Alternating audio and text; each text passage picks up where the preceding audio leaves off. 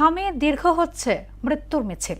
টিকাদানের ব্যবস্থা ভেঙে পড়ার পরই দেশে রোগটির ভয়াবহ প্রাদুর্ভাব বলে মনে করছেন চিকিৎসকরা। এর সঙ্গে আছে অপুষ্টি সহ সচেতনতার অভাব। তাই শিশুদের জ্বর সহ যে কোনো উপসর্গে চিকিৎসকের শরণাপন্ন হওয়ার পরামর্শ দিয়েছেন চিকিৎসকরা। আরও জানাচ্ছেন উষা ফেরদৌস। সভ্যতার ইতিহাসে যুদ্ধ, দুর্ভিক্ষ ও প্রাকৃতিক দুর্যোগের পাশাপাশি ভয়াবহ আঘাত এনেছে মহামারী ভাইরাস। অদৃশ্য জীবাণু কখনো একটি অঞ্চল, কখনো পুরো পৃথিবীকেই টালমাটাল করে তুলেছে। চিকিৎসা বিজ্ঞানের উন্নতির পরও নতুন নতুন ভাইরাসের দাপটে দিশেহারা মানব জাতি। করোনা মোকাবিলার পর বাংলাদেশে প্রকট আকার ধারণ করেছে হাম। প্রতিদিনই দীর্ঘ হচ্ছে মৃত্যুর মিছিল।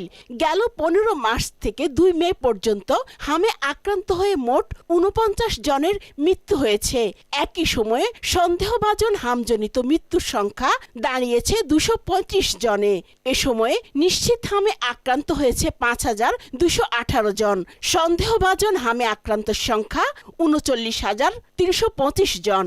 এছাড়া হাম সন্দেহে এখন পর্যন্ত হাসপাতালে ভর্তি হয়েছে 26,911 জন। হামের র্যাশ হচ্ছিল, মানে আপনার গোটা হচ্ছে না, র্যাশ লক্ষণ দেখা দিচ্ছিল আর কি। অ্যালার্জি বুঝে আমরা ওষুধ খাওয়াইছি। ওষুধ খাওয়ানোর পরে দেখি ভালো হয় না।